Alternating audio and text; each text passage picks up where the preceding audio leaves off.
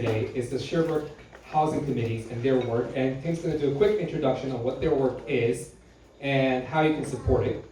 The e-transfer link is actually in the program in your tables. You'll see a QR code. If you feel compelled to do so, please do so, but you are not obligated. No one will force your credit card or your e-transfer tonight.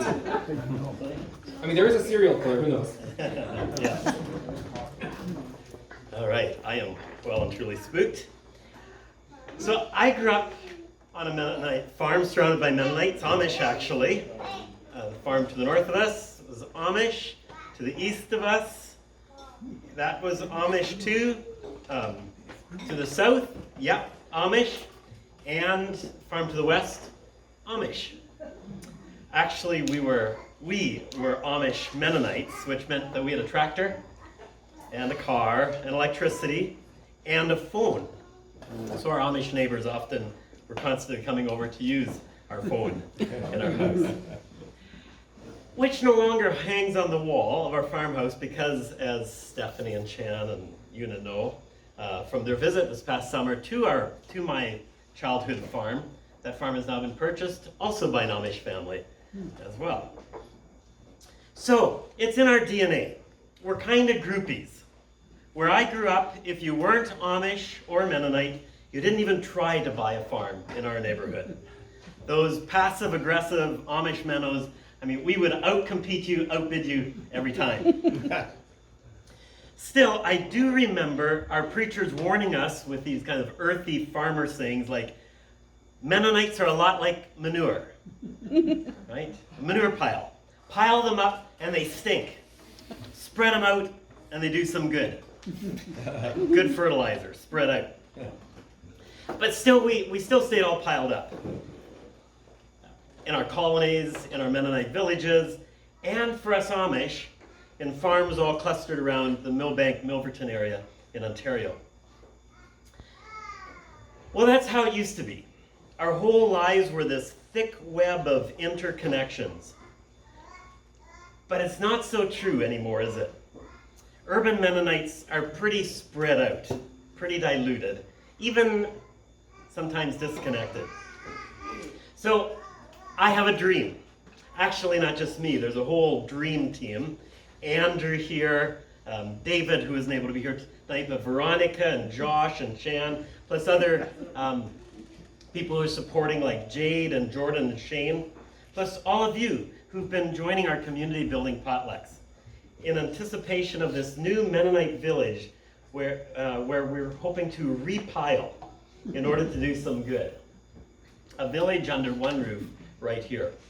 Sherbrooke Mennonite Village, a co-living community. We're in the process of submitting our architectural plans to the city. We think that we can bypass the rezoning process and go straight to the development permit application. The city allows this if we set 30% of our village at social housing rental rates, which we wanted to do anyway. The City of Vancouver has also asked us to consider a daycare, and of course we'd love to include a daycare, and a courtyard where the kids can play safely under adults' watchful eyes, and lots of shared garden space, and shared laundry where we can all sit down together with our fellow villagers for coffee. And of course, big communal commercial kitchen next to the large hall where the church meets on Sundays and the food bank gets together on Tuesdays and pickleball happens in the evenings. And where we meet face to face for prayer rather than on Zoom like we do every week right now. We gather, we pile together under one roof so we can live the good news. We can spread Jesus' good news throughout our neighborhood. Well, our architect has been working hard, and he just sent me these plans. We're updating the drawings to include that daycare. And so this is the latest iteration there. We're going to just show you a few. This is from the corner, from this corner right here, looking into the building. You'll see kind of like, the thought is to have kind of a coffee house. This looks from that corner. You'll see that the residential floors, the top 4 floors, actually are built out a little over on this side in order to create some covered space for when it rains like today for the kids.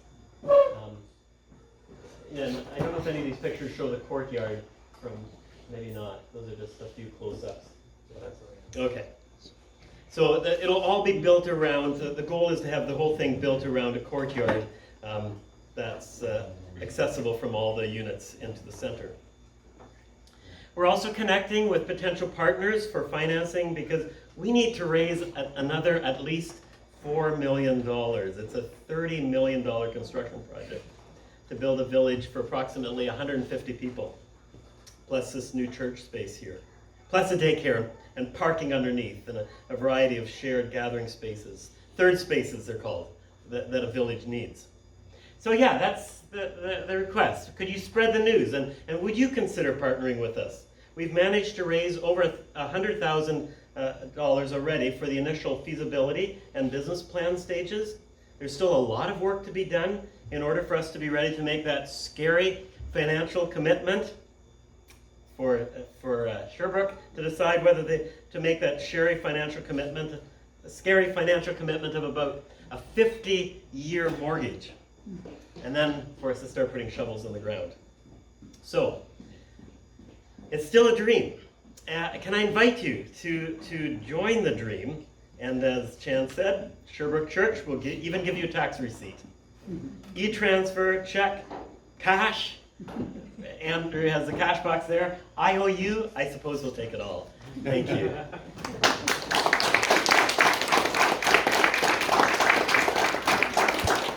Thank you so